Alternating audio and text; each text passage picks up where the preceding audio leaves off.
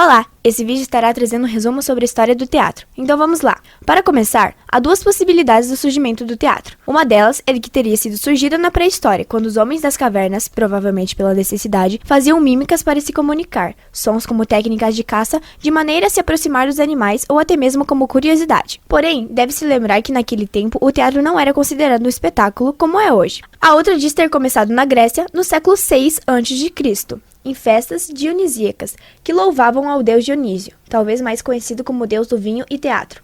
Essas festas ocorriam durante a primavera, que era a época em que se fazia a colheita de uvas, e elas duravam vários dias. Nessa teoria, o marco inicial de ser quando um homem muito corajoso, chamado Téspis, vestiu uma máscara com ornamentos de cachos de uva e em meio à praça pública subiu em um tablado e disse a seguinte frase: "Eu sou o Dionísio." Era essa frase. Então, quando ele a disse, todos ficaram admirados com sua coragem de fingir ser quem não era, ou atuar.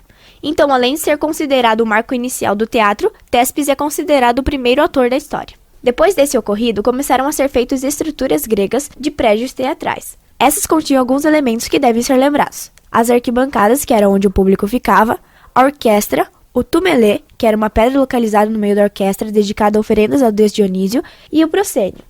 Sobre o teatro grego, há algumas particularidades que são interessantes de serem lembradas, como o fato dos gêneros que eram encenados, tragédia e comédia. Como o significado era canção ao bode nas peças de tragédia, um bode era sacrificado.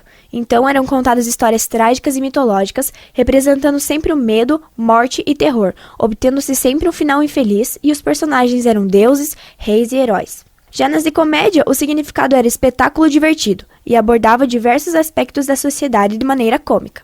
Era considerado um gênero inferior ao de tragédia e os personagens eram de pessoas comuns. Uma curiosidade: as mulheres não atuavam, então tinham que usar máscaras para representá-las, assim como eram usadas em peças de tragédia e cômicas.